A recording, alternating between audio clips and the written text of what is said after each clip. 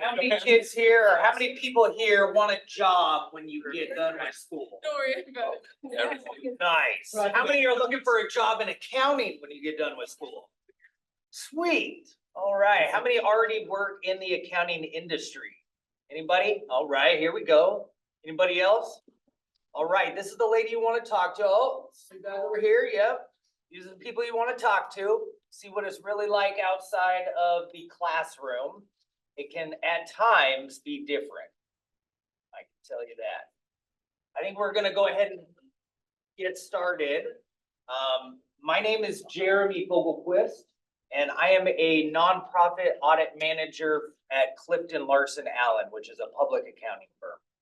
I'm joined here by a couple of professionals. I'm going to let them introduce themselves in just a minute, but I just kind of want to quickly talk about what we're here to talk with you about, and kind of the format of the panel discussion. So we are here to help you be successful. Just a couple years ago, each of us were in the same shoes that you are right now, a little nervous, not quite sure what to expect, but knowing that at the end of the day, we just wanted to get a job. Okay, so really, we have some questions, some thoughts about our own personal experience that we thought we would share with you that might help you in your journey. As we kind of talk about this, feel free to stop us at any point, ask questions. This is really for you guys, okay? And so I want you to get the most out of this as you can. So feel free to ask any kind of questions. Feel free to stick by afterwards and talk with us as well. Yeah. All right. So introductions. I don't know if you want to kind of give your name, where you guys work, your title, maybe year graduated, favorite accounting class, something fun, or maybe favorite place to vacation or something. So I'll just go ahead and start. So again, Jeremy Fogelquist, nonprofit audit manager at CLA. I graduated from here in spring 2014. My favorite accounting class was probably advanced financial accounting. And favorite place to vacation, somewhere tropical like Hawaii. Yeah, I can go next. My name is Alex. I'm a finance program manager at Google. I graduated here with my undergrad and graduate degree in accounting June 2022. And as far as my favorite accounting class, I'd probably say maybe individual income taxation, because I had no idea what was going on. So I just kind of would just chill on my phone. I would ask my friends for help. So yeah, it was a pretty chill class. Is that everything? Favorite place to vacation? Favorite place to vacation? That's a tough one. Probably Indonesia. I'm Indonesian. So I've been there once when I was like 13. Beautiful spots like Bali, Malaysia, things like that. So I'm going to be back next year. That's probably my favorite place to vacation. I'm Brandy Anderson. I am an account executive at Tacoma Maritime. Account executive is the fanciest way to say sales chick that I've ever heard of. I started my career in public accounting. I did audit and then tax, and then moved to DC and did international tax, and then moved to El Paso and did corporate tax. Then moved up here and got a job at Tacoma Maritime doing financial accounting, corporate accounting. And I love the company, but I needed a change, so I stayed and went into their commercial department. I think my most interesting business class was international business. And I like managerial accounting too. But more importantly, my favorite place to vacation was Oman. And I highly recommend Oman to anyone who's interested in the Middle East, but wants to see some ocean and mountains and desert and city and all the things with excellent food and beautiful people. And is that it? All right, that's me. I'm Jake Murphy. I'm with Ernst & Young. I've been there for 4 years. I graduated from here in 2020. Pretty much started the same week that I graduated with Ernst & Young. So I am a business consultant, but specifically I work within digital risk. So it's a lot about, risk transformations and large scale automations projects as well. Let's see, favorite place of vacation. I just got back from Key West a couple weeks ago, never been there before, and I never had key lime pie. And it was my first time having key lime pie, and I want to go back specifically for the pie and then the beach second. So that would be it for me. Favorite accounting class? I cannot lie to you guys. I didn't have one at all, period. I think like my favorite class were some of the computer programming classes that I took. All right, so kind of thinking how to frame this discussion, kind of thought through, what, kind of looking back, what did we think that it was important for you guys to know? And just kind of what led to kind of where we're at in our own careers. So why don't we just start it off here? Why don't you tell me primarily what has led to your successes since you were in school? Yeah, I can go first. I think for me, first of all, happy to be back at U of Tacoma. It's always like really great seeing what the place has done and all the upgrades they've done. But for me, success while I was in school is really just being active, right? I think just kind of doing good schoolwork, putting your head down and not is not enough. You really need to be active in like your community and the clubs and any of like the lunch and learns that the ASA or anything hosts. So I was very active. I was on the ASA board. I would always go to the lunch and learns. I would always be that annoying guy in class that every time a professor would be like, hey, does anyone know the answer? Boom, I know it. And then I'd just be like, oh, no. So I think that really contributed to my success too, and really taking my career seriously in terms of like my professional branding, right? I'm not talking about like Instagram or TikTok or whatever. I'm talking about like LinkedIn, right? Because I tell students all the time, one of the reasons why I came to Google and when I got the offer is because they reached out to me on LinkedIn. I didn't apply to them. I didn't do anything. So I optimized my profile at the start. So that gave me about 2 years during my undergrad and another year, my master's, for recruiters to look at my profile and be like, hey, I want to reach out to this guy. So I really do put a lot of emphasis on like LinkedIn optimization too, especially, school's about to start, the quarter's about to start. So once you do it, it's kind of like a passive thing. You kind of open your door to recruiters or headhunters. 99% of the time, you're not interested. You're like, I'm not interested in this company. But that 1%, you really open that door and opportunities for you guys. So that's kind of what helped me during my academic career. I have found that being successful is due to having a lot of grit, being resilient. Life is tough, and you are probably all very smart people and have gotten a lot of positive validation, from cradle to now for being smart and doing well in school. But, past graduation, the world did not care whether I succeeded or failed. So it was on me to, try things, fail, and go, oh, okay, I guess I will try harder or I will try something different. So not getting too feeling defeated by life's bumps was really important. Being intellectually curious is extremely important, and wanting to know why things are the way they are instead of just that they are the way they are is really helpful.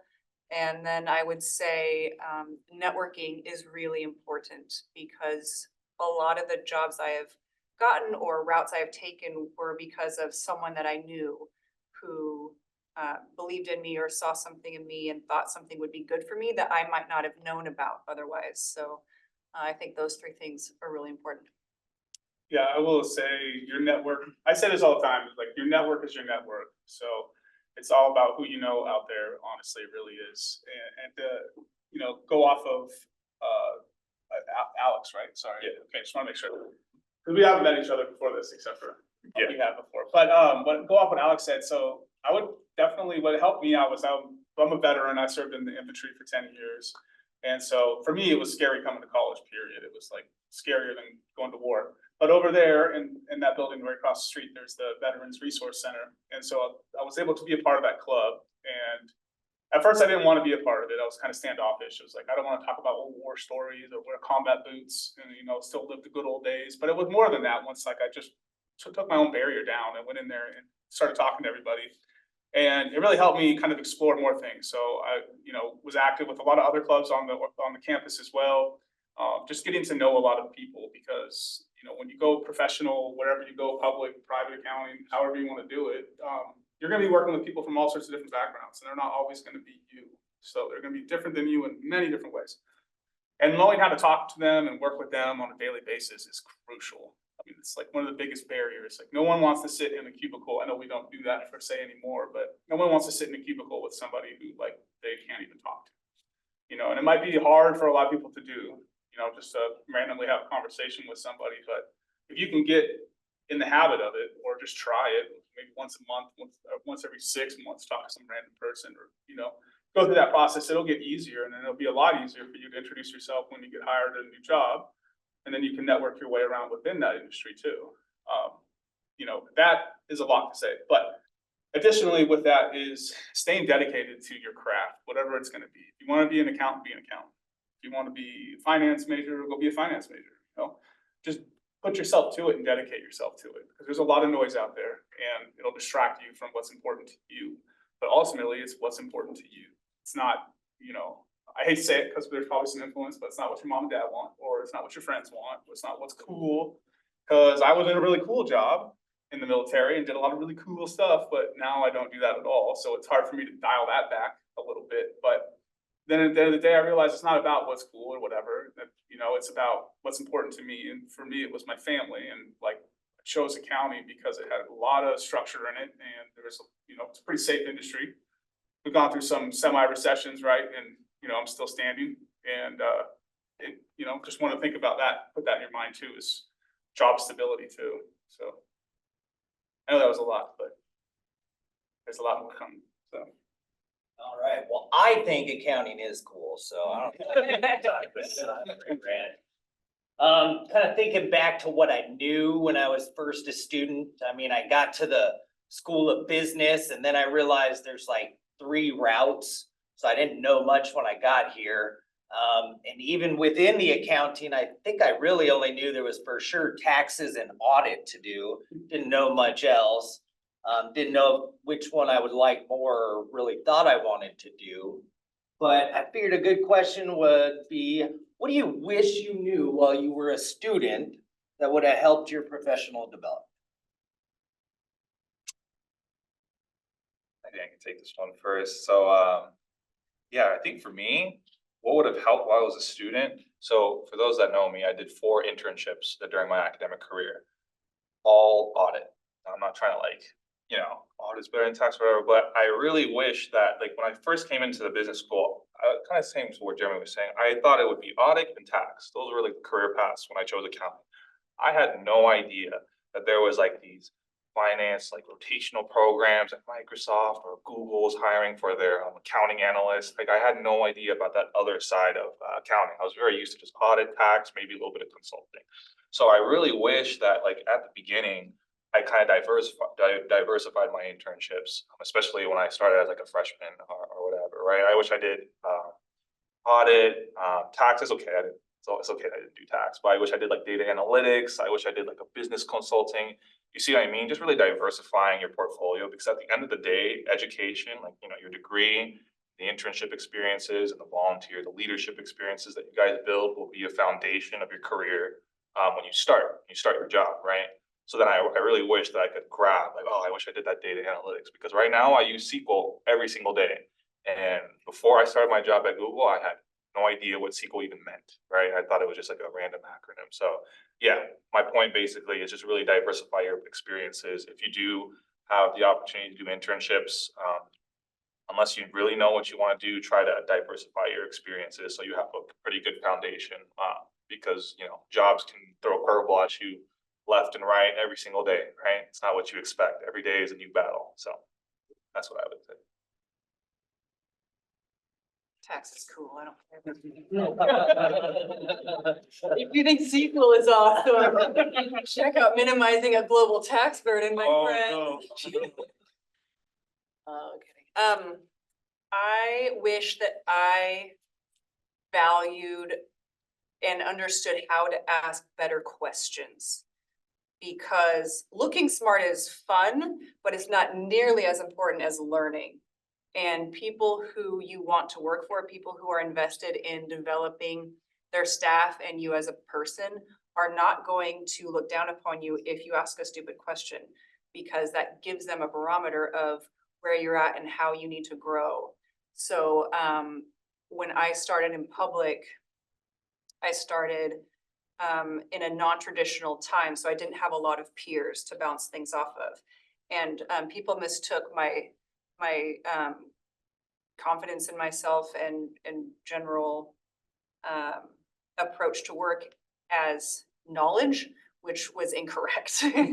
So, and I was just sort of like going with the flow and trying to do what I was told, but I didn't know enough to know what questions to ask.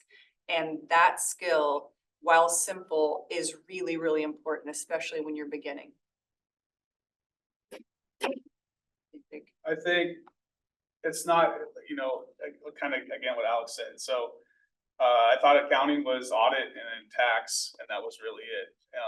I had been an internal auditor for Tacoma Public Schools while I worked here, so I had some exposure to that world. And I don't know if anybody who has experience with audit here or internal audit, but usually you're looked at like you're the bad person because people think that you're coming in there trying to find something wrong and just call them out on what they're doing wrong instead of improving something or a process or whatever. So I kind of, it's like, wow, I really don't want to do that. So when I signed up for, with EY, which is a really fun story too, by the way, we'll get to that. But when I got my job with EY, it was under business consulting, and I was like, great, it's IT business consulting. Turned out to be IT audit, so it was just auditing like every IT system and access provisioning and deprovisioning and change management and everything else, which is fine. I mean, it's not a bad thing to do. It's pretty easy to learn, but it's definitely not what I thought it was gonna be. I thought it was gonna be more client facing and, fun and exciting to go travel and wine and dine, all that good stuff. Was not at all, period. But, I didn't realize how wide accounting and finance really is. So now I'm a consultant and I've done a lot of different things, from program management, project management, portfolio management. And now I'm in risk advisory and I like to work with a lot of different clients. So it's not so simple as just being an accountant, right? One of the questions we'll probably get to is like, I do not need a CPA. I haven't done anything with debits and credits, haven't done a single thing on, balancing a ledger or any of that stuff, period. And I probably never will, and that's fine with me. But what I do get to do is influence like the day-to-day business operations for whatever client that I'm on, as it relates to navigating risk, which is everywhere. But there's just a lot more to it than just getting the degree. Look broader at what you can do within it. Like we have people on our teams who are using SQL daily or running scripts to pull all sorts of large scale data from systems to analyze their systems. And, they have accounting degrees. They don't have computer science degrees. They don't necessarily have a background in computer science or anything either. So, just getting your foot in the door, having a general background on a lot of stuff and wanting to learn is really crucial too. Just allowing yourself to learn. Don't also, I know I said stay focused, but like, don't keep the blinders on to only, I'm only doing accounting. I don't need to listen about this, but everything has an impact and play a part, once you develop in your career. Well, I do have to deal with debits and credits. I balance the ledger, so. All right. To CPA or not to CPA? That is the question. You're gonna hear a lot about that at school, and so I figured let these guys take a crack at it. Depending on your end game or your career, a CPA could benefit you. It might not have as much of a benefit on you. So kind of understanding that and navigating that a little bit probably do you some good. I can go first on this one. So for me, if I get a CPA, it's great for the firm, but it impacts my job, like not at all, period. I'll get a little bonus too. I think it's like $5,000 for passing and getting my CPA prior to, or even while I'm at work at EY, I'll get a bonus. But if I came to EY with a CPA, then there's no bonus, just FYI. But there's plenty of other certifications like CISA, Certified Information Systems Auditor, or Certified Information Systems Professional, or Certified Internal Auditor. All those little certifications too hold more weight for my day-to-day, but then again, you need to have a certification to progress through the ranks as well. So if you're a staff, new hire, you generally work towards something by the time you hit senior, so then you can take your test on it. And you need those like gates to pass through to get manager and go further up the chain. And ultimately, I want to say partners, a lot of them, if not all of them, have CPAs. Just because it's a CPA firm, but it's not the end all be all. And you'll probably hear a lot different as we go down, but it's not the end all be all if you want to be a consultant, or if you want to do IT related accounting, or, you know, computer forensics. Like we have like forensics as well in accounting too. The CPA doesn't really hold as much weight, but it helps to have that background period, right? I mean, don't limit yourself. I still want to get my CPA just because why not? So it gives me more exposure, and people can come to me with more questions and I can give them more answers instead of pointing to somebody else in the network. But that's my 2 cents there. Do it if it fits, if the shoe fits. I do have a CPA license. I have never signed with it, but it does make my resume heavier, I would say. So we do have a fiduciary responsibility to the public. And as Jake mentioned, the upper echelons of financial management almost always have a CPA license. So I encourage people to get one if they're interested in either management or public accounting, where they think they may need to sign off on a lot of things. I don't recommend doing it the way I did it, which is to take a bunch of time off, enjoy my youth, and then like kind of approach the CPA exam routinely, but in a not very serious manner. That was a waste of time and money. If I were you and I were doing it again, I would do it as quickly as I could, as close to college as I could, because you are in the rhythm of studying and test taking, and your brain is not going to fight you as much as it will later. And unfortunately, just part of the aging process is I just don't want to retain that kind of information anymore. It doesn't work as well. So I would do it, and I would do it quickly if you're interested in those things. Yeah, so I remember graduating my master's degree. We took photos out there, and then I was like, oh, I don't have to study anymore. I have my degree, I got my position. Oh, thank God. My friend was like, are you gonna do your CPA? And I was like, oh. So it was like, I don't have my CPA yet, but I think what I say that is I agree with what both folks here said, is that I would get your CPA as fast, as quickly as possible. But there's always like a professional reason why you would get it, right? It looks good on your resume. A lot of people, if you're in the accounting department, they would rely like, oh, he has a CPA, let's go ask this person to provide the accounting solutioning for whatever problem we have, right? So there's all these professional reasons why you'd want a CPA, right? A lot of the job requirements and the preferred qualifications will say CPA preferred, right? But I think for me, there's also like kind of outside just that professional corporate environment, there are just other things that you could also do with the CPA.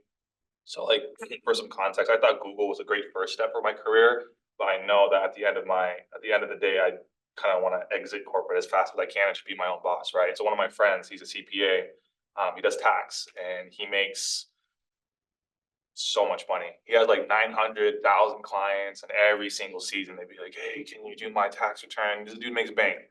And I'm looking at this guy, just like, he's whatever, he's traveling the world doing tax returns, successful. I'm just like, man, it's kind of like a motivational factor to get your CPA. So outside of like the corporate environment, so like contract belief, I might do it to do this. So there's also those things where you never know, right? Because I never thought about that when I graduated, but now I'm like seriously considering like, let's get the CPA and let's try to get the clients, build a client book, and maybe I can retire when I'm 30, right? So there's things that a CPA will enable for you that maybe you're not thinking about it right now. Maybe you're thinking about it from like a job corporate perspective, but then if you think about it outside too, it's like a good license to have if you want to go that route as well. So this is just something that I've recently been thinking about. And I might do it. Who knows? Maybe next time I do a speaker instead of finance program manager, I'm just going to be a CPA tax preparer. So yeah. Yeah, I just kind of want to echo a couple things that they said. So like she was saying, right now you are in a studying mode. You're not yet. Tomorrow you will be. You will be in this studying mode. Once you get out of that mode, like a lot of people will be like, I'm going to take a year off, get some experience. It'll be easier to sit for the CPA. Then I'll know all this extra stuff. The reality is that extra stuff you learned in that year is not gonna be on the CPA exam. You're gonna get like 3 easy multiple choice questions on the CPA exam, and you probably already know the answer to those. But what happens is you will never be less busy in your career than you are when you first start. A year later, you're gonna just be even busier, and it never really seems to go the opposite way. So if you are interested, like they were saying, go immediately. It will never be easier than it is as soon as you graduate from school. And I've kind of noticed that people that take time off, 95% of them probably never actually go back and sit.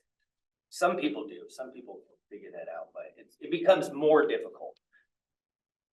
Okay, 100% on that though, like, you will get extreme, at UI, especially depending on the time of season that you hire on. If it's in busy season, which exists, then you're gonna work 10 hours a day plus, you know, so. Where you think you're gonna have a social life and then also study for the CPA, and like, you're gonna have to take from one and give to the other. But then again, if you, I'm not just throwing out the consulting world because it's fun and great, but I didn't have 10-hour busy days, you know what I mean? So you don't have to have those if you don't want them, but. Yeah, I will say though, they look at your profile, every client looks at your profile on LinkedIn, and if it says CPA on it, they have a little bit more, if not a lot more confidence in whatever it is that you're gonna be doing for them. If you're a consultant or, you know, audit, whichever, because they all look at the team that's coming on board to help them out or to review their stuff. They wanna look at your credentials and see if you're qualified to do what you're doing. So it's not just one thing to like, you know, be great at client serving, but it's another to have those technical abilities. CPA definitely highlights that massively. You don't have to go into public either to get that experience. I have hired CPAs or CPA candidates at Tote. And last year I signed off on someone's application for his CPA license because he had worked under me for the required amount of time.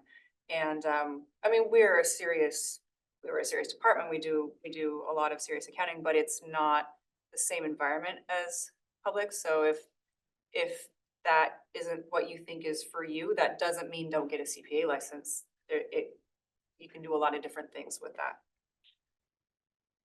yeah, and just kind of on a hierarchy level, at least in public accounting, you probably won't get past manager without a CPA license. You have to have a CPA license to sign the financial statements. You don't have to sign tax returns. I think EAs can also sign tax returns. But I would just say, whatever your end game is, whatever your career goal is, kind of look at that and, you know, determine whether it makes sense to get the CPA or a master's or an MBA or, you know, whatever you think you're kind of trying to get to. Okay, all right. So what's on everybody's mind is jobs. I guess the question is, did you have an internship? How many, what advice, or what should they be looking for as they're starting to navigate that? And before we start that, does everybody know what Meet the Professionals is? One person.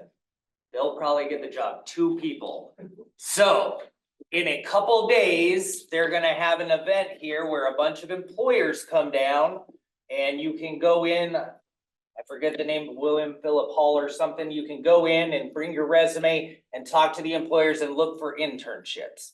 It's right after the beginning of school. I remember when I came here as a junior, showed up first day, next day you gotta be there with your resume talking to these professionals. So if you're a junior coming in, it's really fast. You might not be prepared, but I would tell you internships are important. And so just kind of know that it's in a couple days. Yeah, I've seen the importance of internships on a resume. So for some context, I'm a resume writer on Fiverr. And officially, I've helped 280 clients so far with resumes, cover letters, LinkedIn profiles, and interview prep.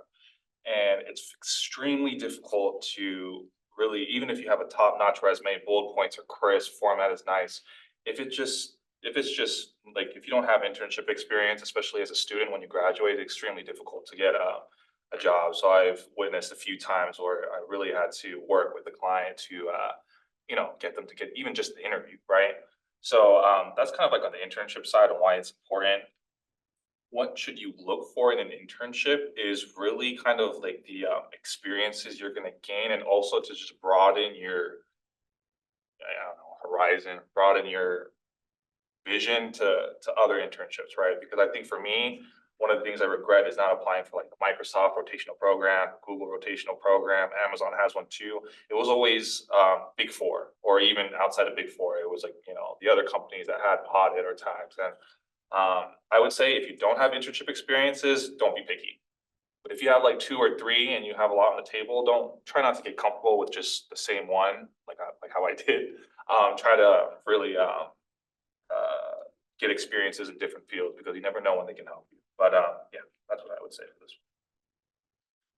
My university required it, so I didn't think about it one way or the other. I just knew I had to do one. And I'm glad that they did require that, because I might have just been lazy and done my normal summer job. And I similarly, when I see resumes, I want to see an internship there, because it proves that you can work in a professional environment. And it gives us a talking point in the interview process to ask you, what did you like about it? What did you not like about it? And most importantly, it gives you an idea what you like and don't like about an industry. If you're on the fence about public accounting, get an internship there. If you are maybe flirting with the idea of going into finance, you know, try to get something there. It's a low risk way to try something out without it hurting your resume or thinking, oh, I made a big mistake. And it gives you the opportunity to kind of get in and ask the dumb questions. No one expects anything from you. It is, oh, it's so great. And so it gives you just that really unique time in your life when you can just kind of be the new kid and enjoy it. I had a unique experience in a different country with mine, and that was really fun. If you can, you know, get, you know, the more off the wall, sometimes the better, because you'll learn faster. That's what I would say. Yeah, I think the internship is the reason why I got my job. I'm pretty much 100% sure. So I took an internship out of state, unbeknownst to me. It's pretty stupid to say out loud, but it's the truth. I went to another veteran conference, and they were looking for, you know, RSM was looking for internships or interns for their internships. And I signed up for it, and I didn't know I signed up for San Francisco's internship. So they're like, they called me a month prior, and they're like, hey, we're just making sure everything's lined up, you know, blah, blah, blah. It's, you know, the address is 44 Montgomery Street, San Francisco. And I was like, oh, okay. And they're like, oh, I'm sorry, something wrong? And I was like, no, not at all. You know, you did know. And I was like, absolutely, I knew it was in San Francisco. And they're like, is there gonna be any issues coming down? Because they knew I had a like Tacoma address, right? I was like, no issues whatsoever. That's not for you to worry about. I'll just take care of it, right? And so you know, and I didn't know this at the time, but I had family that lived outside of San Francisco, so I got real lucky there. But I went down there. Some, you know, horror stories with that, I guess, would be that I showed up in a full suit. Now, because I didn't know what I was doing. Right, and you know, military is first impressions are your last impressions, so it was like, okay, you know, I sat there in the boardroom. I got there 30 minutes before everybody else did, probably like just as they opened the doors, sitting at the head of the conference room table. All the other interns came in, thought I was an undercover boss, and basically didn't want to talk to me for like a week and a half, and it was pretty, I mean, it's pretty funny, but you know, and experience wise, I was doing assurance, so it's just audit, right, and I would say it was cool because I got to do biopharmaceuticals. So I got to go out to a lot of client sites during the internship and engage with the clients, and do the whole wine and dine thing. They really take care of you that way. And I think they do that because you're an intern, because they want you to stay with the firm afterwards. And basically, I will say I'll say probably 9 times out of 10 of your internships, if you stay through the whole thing, you're probably going to get an offer from them. But what I knew is I would never want to work in San Francisco. It was just way too expensive. This was 2019. So, you know, even back then it was really expensive, before everything started shutting down. And so what I did was I reached out, I bypassed like the traditional way of applying everywhere. So I reached out on LinkedIn to EY's Director of America's Recruiting. And I was just like, hey, you know, this is my background. I really am interested in working with EY, you know, blah, blah, blah. And he just, like within 4 hours, gave me a contact to talk to. And then I talked to that person, and I bypassed all of the stuff that the typical recruit has to do. And they liked that though, because they're like, wow, this guy's got some guts. Like, why is he just reaching out to the director of the whole entire recruiting for North America, you know? So they're like, okay, well, obviously he's trying to sell himself. This is gonna work. But at the end of the day, experience was experience. So it was assurance work with another firm. It wasn't a Big Four firm. It was like within the top 10, but they just looked at it as experience. It didn't really matter that I was doing internal audit for Tacoma Public Schools at the time. They didn't really look at that. They did not look at 10 years of military experience either. So, you know, they really looked at the 3 months in San Francisco and made their decision kind of based off that. And then me in the internship, or not internship, sorry, the interview, I kind of sold myself really well there. So, but without the internship, none of it would have happened. Yeah. Sorry, I have one more thing to add to just a quick plug for the MSA program here at U of Tacoma. They have internships as a requirement, and they have like a network of employers that if you, for some reason, don't have an internship by the time you have to start it, they will like kind of try and hook you up with contacts to do interviews. So just quick plug on. Yeah, I also got credit for my internship too. Yep. And your employer on the internship can sign off on it, so you can have credit for it. So it's double dipping in a little way, and it got paid, so that was great. Yeah, I kind of have a similar story to him. You know, a lot of companies have very systematic email conventions, right? And so if you kind of figure out what one person's email is, you can pretty much figure out anybody's email in the company. And while I was a student, I emailed the managing principal at Deloitte in Seattle, and pretty much invited myself up. 2 hours later, I got a call from his receptionist scheduling a lunch with me and him. He had kind of thought that we had met somewhere along the way and just invited me up for lunch. So I went up and I had lunch with the managing principal at Deloitte, showed me around, yada, yada, yada, skipped the entire recruiting, everything, and ended up not getting the job at Deloitte. But it was great and it was super easy, and I'm so glad that I did it. But I quickly learned that Deloitte was not for me, so. All right. I have one other thing too. So like, while I was on the internship, for me, I was starting to realize, okay, assurance at least was not for me. It's like not as fast paced. I'm used to the go, go, go, you know, military life. I was like, okay, this isn't gonna work for me. So I had found my way. I messaged a guy who worked for BlackRock. I know they're like the enemy now in the world, but I didn't know that then. So I reached out to these guys at BlackRock, and they're like, okay, yeah, just meet us here. And so I met them at this bar. I didn't know it was a bar. And they just started feeding me drinks. And then, which I guess, you know, it's weird to say, but it's the truth. So they started giving me a bunch of drinks. And then like the managing director came in and was like, well, when are you starting? You know, blah, blah, blah, blah. Where did you get your MBA? And I was like, oh, I don't have my MBA. And they're like, wait, what? You know, wait, what's happening? And I just started talking with them, but they thought that I was like part of the circle and I was starting on Monday.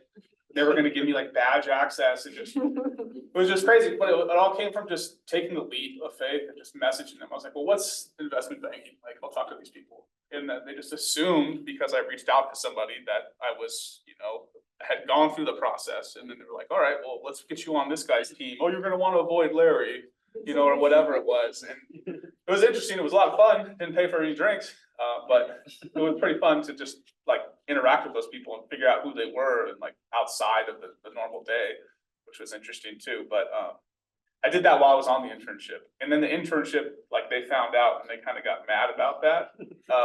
But then the office managing partner, which there's always one, he was like, good, you know, like don't dedicate yourself to something you don't want to actually do. Like go out there and figure out what it is you want to do. Because at the end of the day, right, it's your career, it's your life, it's what makes you happy, it's what drives you. So. Good. So in the upcoming years, you're gonna hear a ton about public versus private.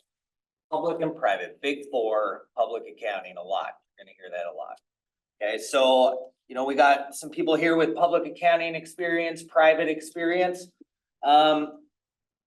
Public versus private, what are some differences? What kind of led to you to end up where you're at?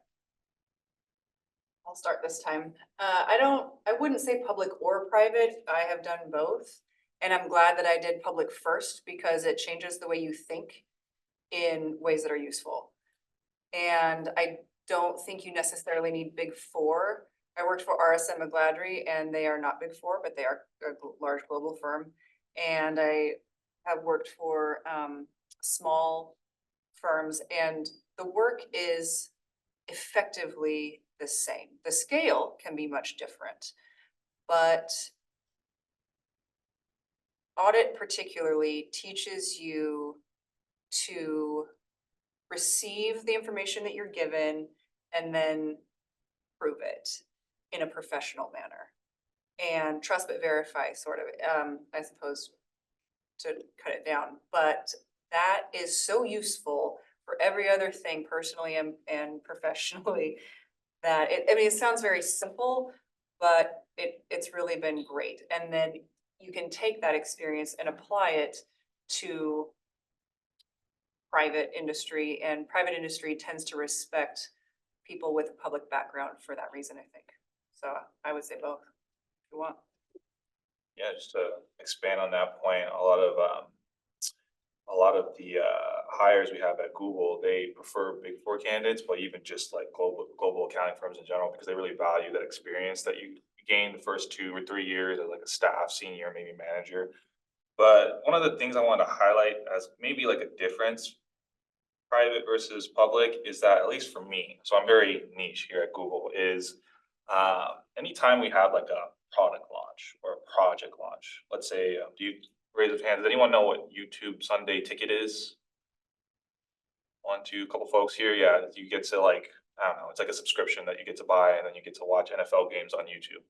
So essentially, a lot of the work that I do is saying, hey, Alex, we have this initiative, this product that we want to launch. We don't know how to account for it from an accounting or finance perspective. Can you kind of be that solution architect and say like, okay, if a customer purchases a subscription, what are we going to debit and what do we need to credit? And what do these journal entries need to look like? So just imagine graduating from Tacoma, first day of the job. They asked me, all right, YouTube, how are we going to account for it? I'm just like, dude, like I just got here. Like, please go easy on me. I don't know accounting at all. But so that's kind of like one of the things that I thought was a difference. I thought that when I was doing my audit internships, it was like, you know, receive and prove it professionally, like what you had said. But here at Google, it's more like, what will the accounting look like if we launch YouTube, if we launch Google Play? If a customer buys like a Pixel phone, but we offer them a discount, how are we going to account for it properly?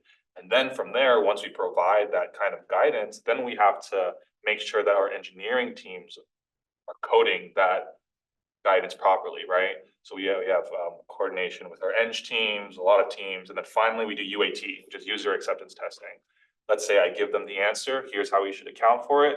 Now we have to check that what they implemented as solution is correct. So then I have to use SQL, all those entries, and then literally sit there, okay, it's debiting deferred revenue and crediting cash or something because the customer bought it, but we haven't provided the services yet or something like that. So that's a really interesting experience that I would definitely be way better at if I did do my 2 years at public accounting or whatever. So just wanted to kind of highlight that flavor of private accounting.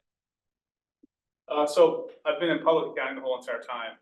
And I will say the greatest thing about it is the exposure to different sectors, different, different businesses, different organizations, however you want to skin it. But so I've been a part of largely technology, media, and telecommunications. So currently I'm on Microsoft and been on Microsoft for the last like two and a half years. Before that, I've done advanced manufacturing, biopharmaceuticals, like Uber and rideshare apps as well, scooters and bikes and Lyft as well. So there's always something a little different. And so you get to see how they all work and how they all operate. And ultimately, I don't necessarily know where I want to go. I'd love to work for myself, but I don't know how I'm going to do that yet. But if I was to leave and go apply for Uber, I know how they work. I know their dynamics. I also know people in there who can also help put a good word in for me, or same thing for Microsoft, whichever the case is. But the exposure to different worlds is pretty cool. We're regional based in my practice, so we're like West Coast is pretty much, and then including parts of Texas. We all are under the TMT bubble. There's other bubbles too, and there's other sectors, and there's different you know, there's probably like 30 or 40 different organizations within EY within accounting, right? But the one that I used to be in that I was transferring to as well was transformation design and execution, which is a great program too. But they have it broken down in oil and gas, TMT, military, advanced manufacturing and stuff like that too. So that can be regionally based. So it's more or less, if I lived in Virginia, I would have more government related clients, right? Just because of proximity for everything, especially DC. So you won't necessarily see that on the West Coast, but all in all, the public side has given me a lot of exposure and really great pay. So at the end of the day, you got to pay the bills. I've been there for 4 years and I've over doubled my salary in those 4 years as well, which is great. And then, you know, it affords me the life to live that, you know, I said I'm not a huge fan of public accounting or accounting period. But it gives me a great life for my children and my family. And I, you know, can't scoff at that at all. So. And promotions and progressions are fast in public accounting too. You don't have to wait for someone to retire. Yeah. And you know, it is large scale too. So I'm part of Big Four. So we have like a whole floor dedicated for Microsoft, for a whole floor for Amazon, a whole floor for Starbucks as well. You know, it's just the scale of it all. I had a lot of great fun at RSM. It was smaller scale, but it was more intimate too in that regard. It was cool because you got to work with people a little bit closer. You're not a number, right? There's, I'm gonna say like 500,000 global employees at EY now. It's easy to get lost in that. So you have to set yourself apart somehow. And that's, you know, a struggle too. You don't always get to interact. We're semi-remote still. I go in once a week, which is great for me too.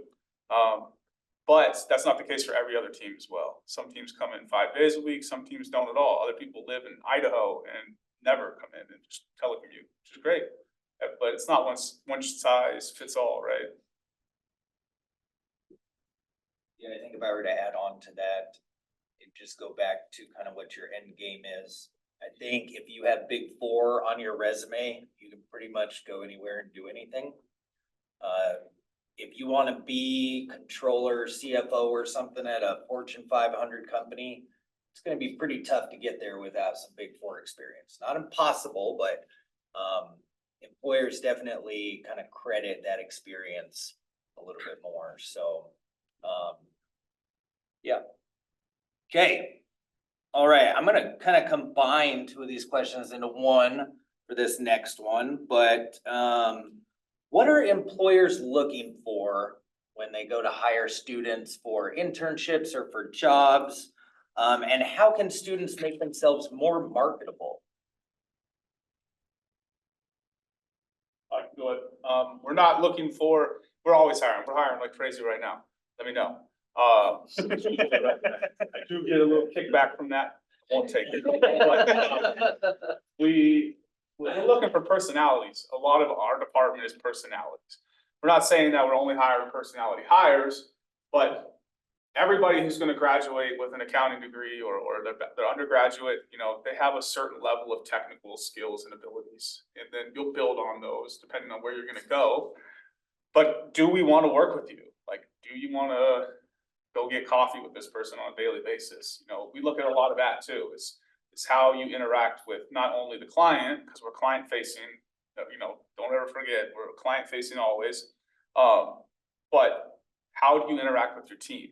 You know, if you're eager to learn, if you're eager to take another step, that helps out so much. And we have some great new hires like that are impacting already and standing out. They've been at the firm for 7 days, and they're not like stepping on toes or showing off and, you know, making other people look bad, but they're just doing the right thing. They know that they're at the, you know, their first week, first month, first year, and they're not that subject matter experts. They're not going to talk back or, you know, argue with management for whatever reason. They're like, you know, we treat everybody, I will say, especially on my team, with respect.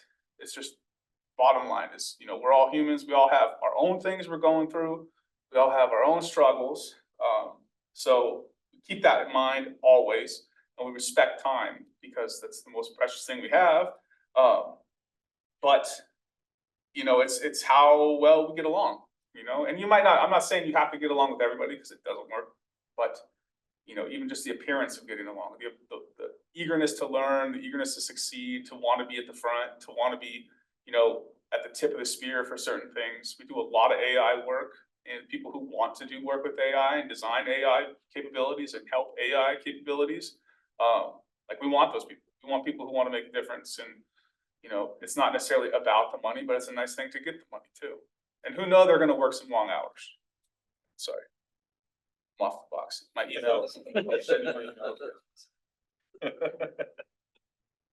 We also have a 4-year rotational audit, or 3 or 4 year rotational internship too.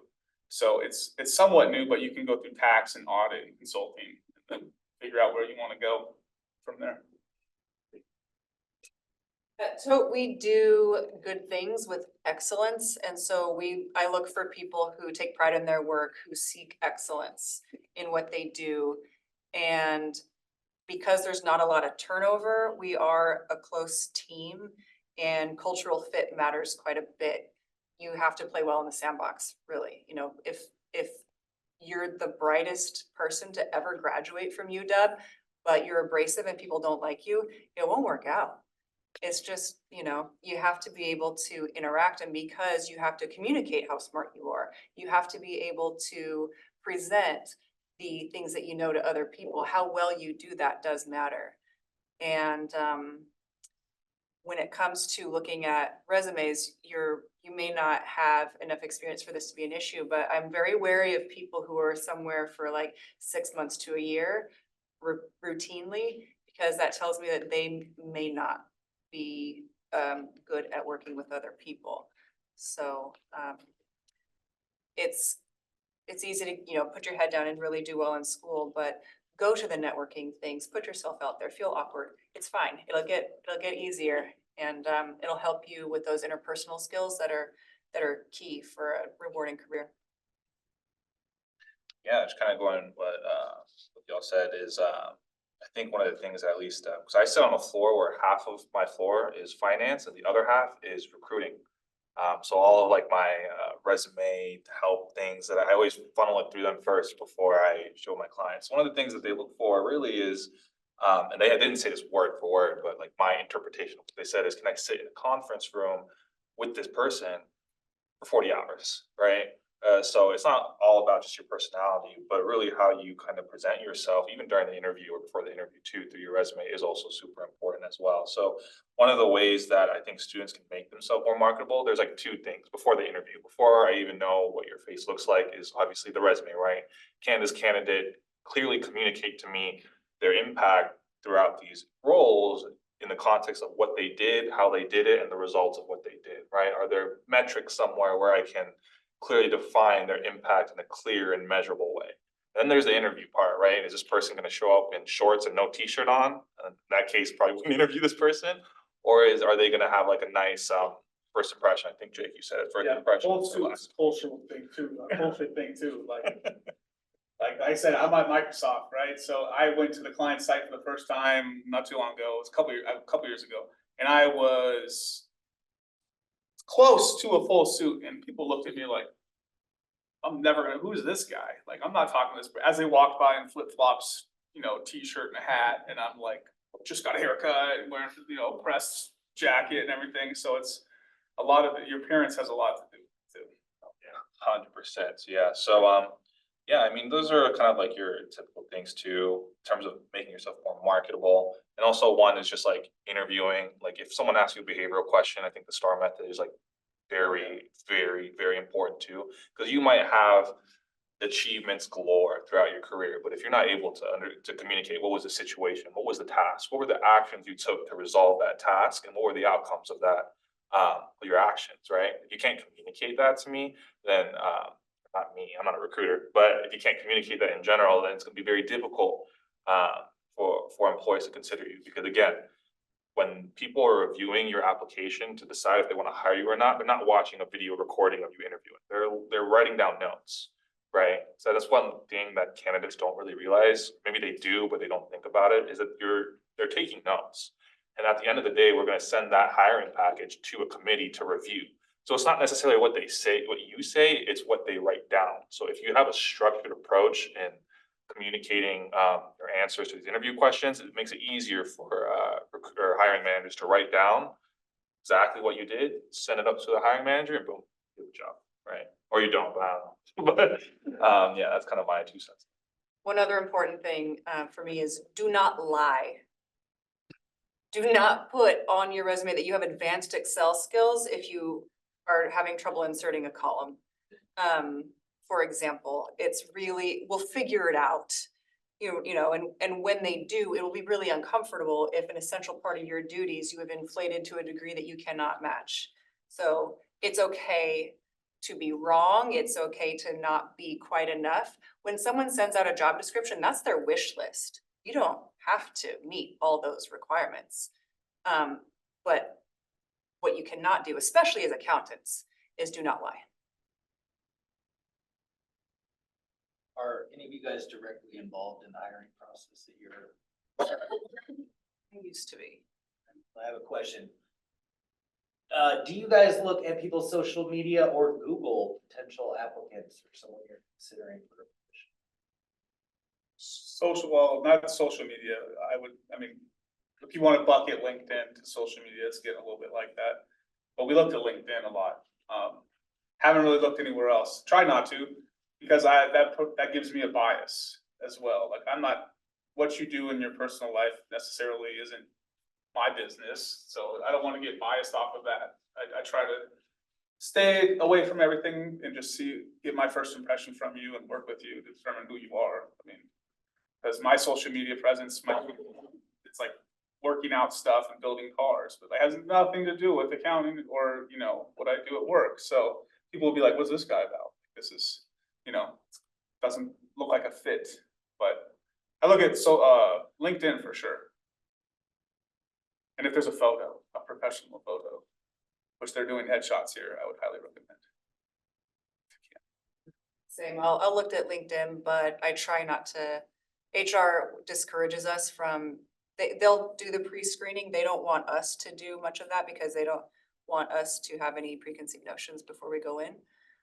But that said, I have been in interviews where they have done they have made efforts to do that on me, and it makes me feel really weird. And it makes it feel just a little bit intrusive, and then sometimes the questions that are asked as a result of that indicate a lack of trust already. And so as a candidate, that made me not trust them as much. So I try to remember that and not do that to my candidates. But don't post crazy things on the internet. Just general good advice. Do you have anything you want to add to that, or you good? No. All right. So we talked about what's the most important thing for students. What do you think the most important thing a student should be looking for in an employer?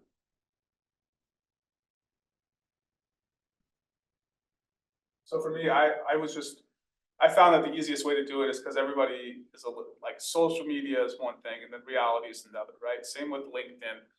There's people who post turn everything into, this is what I learned about business and business sales or whatever, right? So what I try to do is get a large population of people and just kind of just talk with them, just message them, get to know them, and then see what their thoughts are on everybody likes to talk about themselves, period. Like they will do it, give them an opportunity. They will look at me right now. So what I would do is I would talk to them to see how they like their job. And if they liked it, that's a win. That's a win column, you know, and then the rest I would go from there. Wasn't really looking at like, what is it, the social, economic, then like, I can't remember what the name is. Like the factor that a lot of people look at for like, what are they doing to give back or fight climate change and everything else. Yeah, ESG, right? I think it is. But so I didn't really look at that. I wanted to see how people like their life. Like, what's the overturn rate? What's the churn rate? How many people, what's the average time they're at the company? If people are only there for 3 years on average, why? Like, why would, that does not make me want to stay there. I like to be there for a little while, but maybe you don't want to be there for a long period of time. You just want to get some experience and hop to another place. So for me, it was just, how do people like their life? You know, are they happy? Are they being treated with respect? And the only way to do that is to reach out to them and talk with them. Hey, you know, I'm in the area, I'm thinking about applying, mind if I buy you a coffee? You free? Sure, I'm free, come on down. And you can probably make a friendship out of that too, but you'll also learn a lot about the company. I would look them up enough to ascertain if they've got some significant issues with their reputation or with, you know, people leaving the company in a bad way and posting a lot about that online. Kind of figure out what kind of culture you're looking at to see if it's obviously not a good fit or not, so to save yourself some time. But one thing that you can do to help yourself is don't do online interviews unless it's in a different city and you can't get there. You really need to feel the space and pay attention to when you're physically in someone's presence, how does your body respond to that? If the energy is weird, don't go there. We spend too much time at work to not be welcome, to work with people who are suspicious of you, who look, you know, like avoid eye contact. If people are welcoming new people, that's really where you want to go, because they're going to be the people who are invested in your growth. They're going to care about your learning and pulling you into the group instead of kind of being suspicious and dark and isolationist. I think that has made the most difference in my happiness in a firm or at a company. And so paying attention to the energy and how your body feels in their presence, which sounds weird, but is really true. Yeah, just to echo what both of them said, I think one of the more like things that I looked for too was just kind of like the team, like the culture that they have at those specific locations as well. Because I guarantee you, if you search up Google on like Glassdoor, Fishbowl, whatever, there's always gonna be someone that says, "Oh, this is the best place ever," and there's gonna be another person that says, "I hate this company, screw this company, I want to leave right now, but my manager won't let me," or whatever. So it's really team dependent. Will kind of guide if you enjoy your work or not. For me, I have the best team ever. My boss is great. So I think the way to find it out, again, is kind of what these folks said, right? Scheduling coffee chats, right? Even going to lunch or even after this event, just asking Jake, how's EY? Or whatever, you know what I mean? Like, how are the people or whatever? Or asking me or asking Jake or, yeah, everyone here. I said your name twice. But yeah, just I think just really exposing yourself to just like these different events where you have the opportunity to be face to face with professionals who are working at these potential companies that you want to apply for, and really just getting comfortable and asking those types of questions too. Not just like, oh, what's the day in the life like? Just really getting nitty gritty and like, oh, how's the team culture? How do you like your job? How's the work-life balance? Things like that. So yeah, but I think for me, the team that you'll be placed on really is a very significant factor on whether you'll enjoy your job or not, right? That's a good point. So maybe if you're in an interview, it might sound spicy and you might have to be delicate with it, but if you otherwise like the company, but you saw a bunch of negative reviews, you could ask them in the interview process, like, hey, and it proves that you are interested in the company and are doing some research. Also, I noticed there's a spate of negative reviews for XYZ, and that surprises me because we have such great rapport. Can you tell me a little bit more about that? And see what they say, something like that. I mean, ultimately, you should be interviewing them just as much as they're interviewing you. And like, once you figure that out, I mean, it's just gonna benefit you further down in your career. Just to add something to what they said, I mean, culture in my mind's huge. It's all about culture. I know I like what I do. If I don't like the people I work with, I don't wanna go to work. Right? You gotta like the people you work with. But when I got the job at CLA, you get in there for an interview and they put you in there with that person who's either a recruiter or is just super excited about working here. They have nothing bad to say. That's great and that's fine, but I want to talk to that guy over there. You don't look so happy. Can I, talk with that guy over there? Feel free to ask those questions. Feel free to ask to talk to someone else or meet somebody else and go get coffee with them or something. The people they let you talk to initially might not be the best representation of what the culture might actually look like. Okay, I'm gonna just give you a question that wasn't on the list, okay? It's gonna be tough, very technical here. What do you love most about your job? And then on the flip side, what do you hate most about your job? I love the quality of life my job provides, work-life balance my job provides, which sounds crazy because it's a big four firm. But it's out there, you can have it, right? What I don't like the most about my job is they don't have a Tacoma office. So I have to when I have to drive to work, it's to either downtown Seattle or Redmond. I live in Edgewood, so that's a drive and a half, but I put myself there, so that's my fault. So really, there's not a lot that I don't like about my job. I mean, I went from the military, from war zones to now a whole nother life, which a lot of people thought was not possible, and a lot of people who are in the military think isn't possible either. I like that my job provides me the opportunity to tell my story, so other people can realize that anything's achievable. It really is. You just have to put the effort in and not necessarily cut corners, but know where you can jump a little bit more, move a little bit more to get to what you want. Tote Maritime is a distribution company, so we have 2 cargo vessels that run from Tacoma to Anchorage. And we have a wonderful team, and I've been there for 10 years, which is not something that I ever thought I would say. So my favorite thing about work is the team/family that I work with, because you're accountable to yourself always, but I feel accountable to them as well. And that really, if you've played team sports, you know the feeling of, a win is great, but a team win somehow just feels so much better. And that's the feeling that working there brings me when we do great things, and we do that a lot. What I don't like is when one of those vessels has to go into dry dock, and we don't have the capacity to move as much cargo as we normally do, and I have to call up a customer and explain to them that they're gonna get rolled to the next week, or that it's not going at all. And so having to deliver negative news to someone who keeps the lights on is uncomfortable, and that's my least favorite.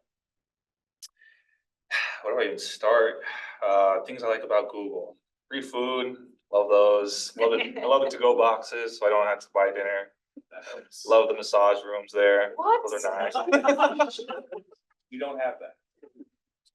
Nap rooms. I could go on about the office amenities at Google too. But yeah, just a little, just a little bit.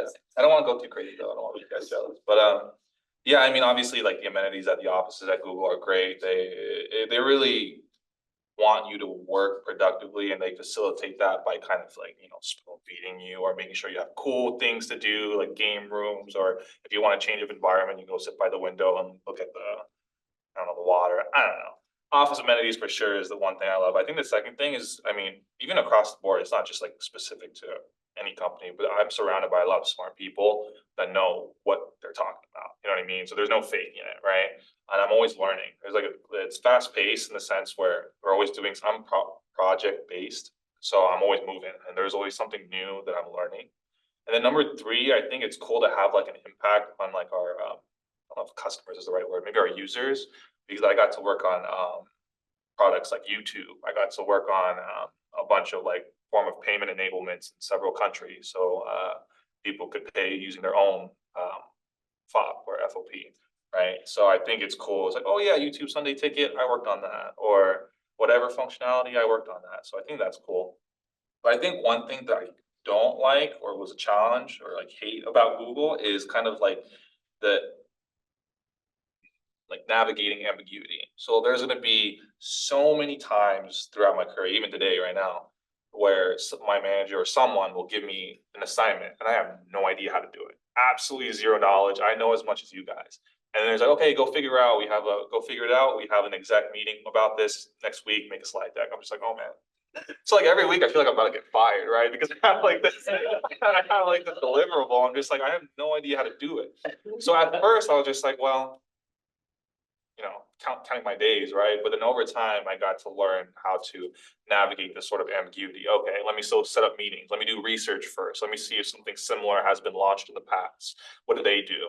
right? So then getting the answer, even though you don't know it, or you have no idea about it, that was very daunting, and it's still something where I'm just like, you know what?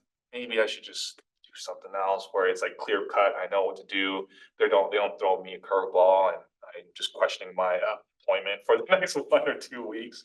But yeah, Alex, I think that's a really good point, because one of the things that surprised me most about being a professional coming out of school was how uncomfortable you are all the time. You will need to become comfortable being uncomfortable, because the answer does not usually exist in a textbook anymore. You have to figure it out.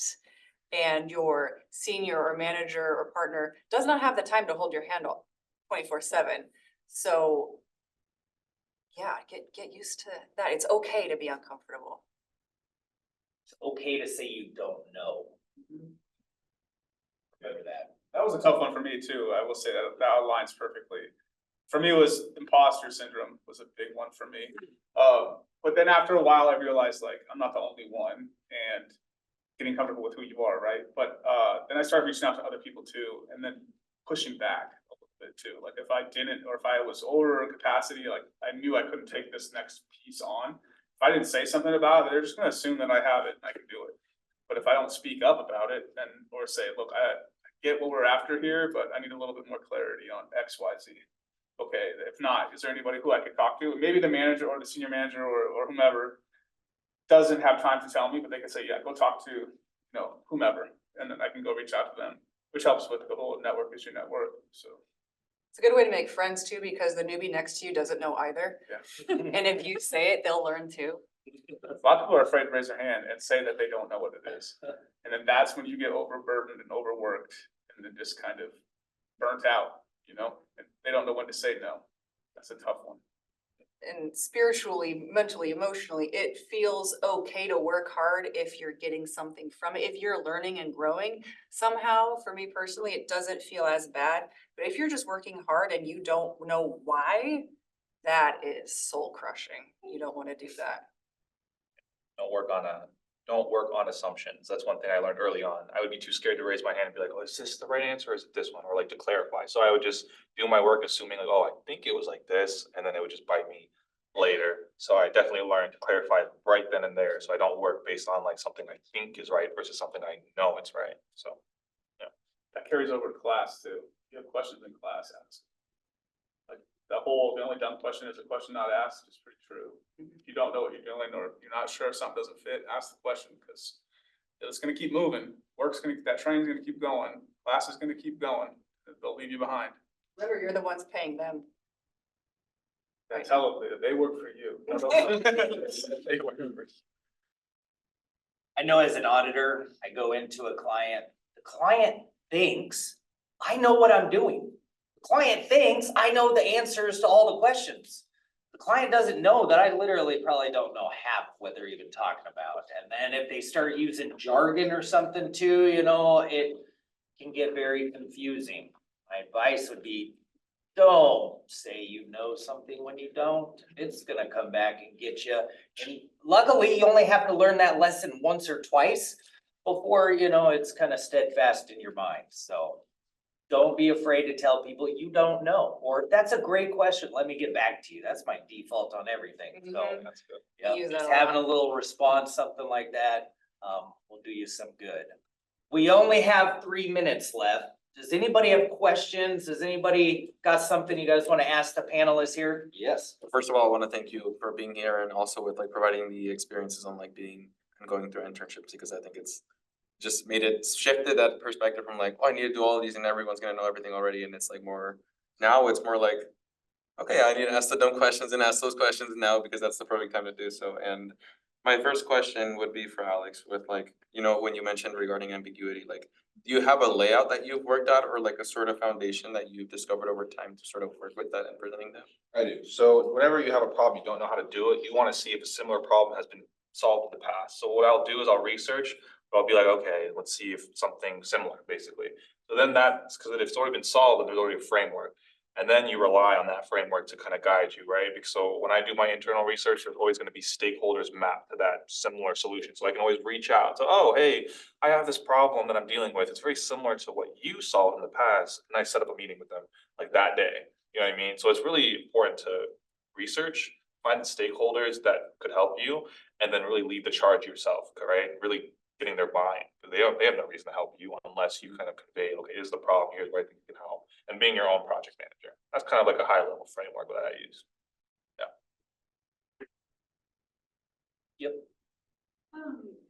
A lot of you guys have talked about like essentially like cold calling and cold emailing, just like people within the company. Do you have any suggestions on like specific positions we should be looking for with messaging, or is it just like find somebody there, message them, see if they can meet up? Does it really matter in that terms, or are we looking for like the hiring manager or something like that? I think it really depends on the company, right? So this, for like EY, for example, there's a lot of different labels for a lot of different people, and there's always somebody reorganizing and restructuring. So it always, like, you were once a senior, now you're a senior associate, or now you were once a senior manager, now you're an associate director. But I would start personally, like, when new hires are staff across the board. So if you want to know what that new hire experience is, reach out to a staff. They might not get back to you soon because they're probably really, really busy, but they will know, like, the finger on the pulse of what today is like. Seniors, they'll know where you can go, and they're, not as busy, but they're still got quite a bit of billable hours. Managers too start to get a little bit more busier and busier as you go up. I would say look out for like the level that you want to work at or what you want to do, and then go from there. But it's always, I would say, start from the bottom, work your way up. I mean, unless it's you want that job, and then just go to the director. That's what I did. Very specific case, but generally, as students, I would go to all the career fairs. I would build relationships with your professors. They know us.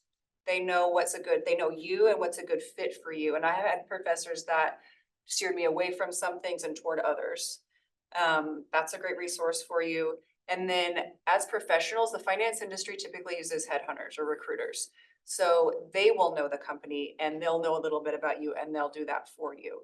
So I've actually never used cold calling, but if you do have a very specific job at a specific company, that's when you might do that. Yes. Yep. So AI is gonna be come to the nearby in future, but how impact to the accounting industry do you think? AI technology.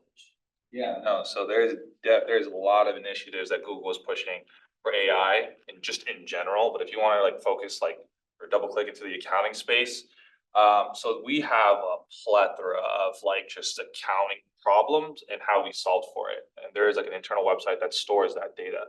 And right now what we're doing is we're building a chat bot that it's like similar to Bard or it's like ChatGPT. You can ask like, hey, I'm having this problem related to XYZ. What's the answer? And it will give you similar challenges, like I was saying, like similar challenges, how we solved it, stakeholders.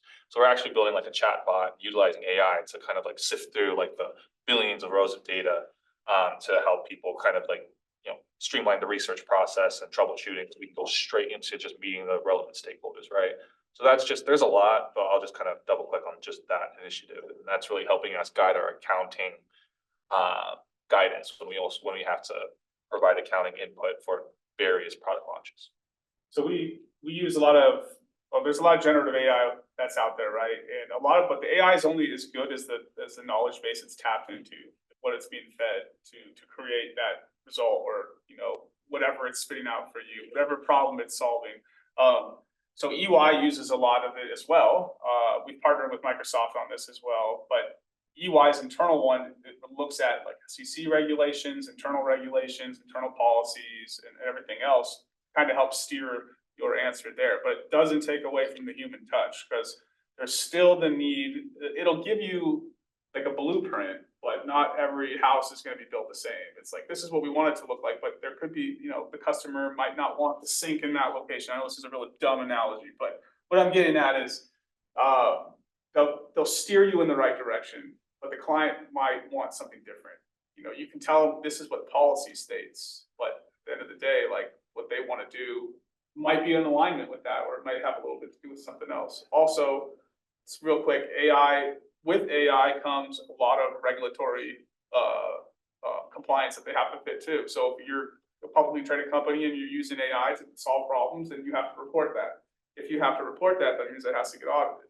That means it has to get audited. That means there's a whole team that's now gonna be auditing that business or that little piece of the pie. So it's never gonna really get rid of, you can't have AI audit AI. I mean, maybe you can, I don't wanna live in that world, but, it's augmented, it's helped us, it's made us more, tactical with what we can do, but it's not taken away from, our day-to-day necessarily. It makes life easier though.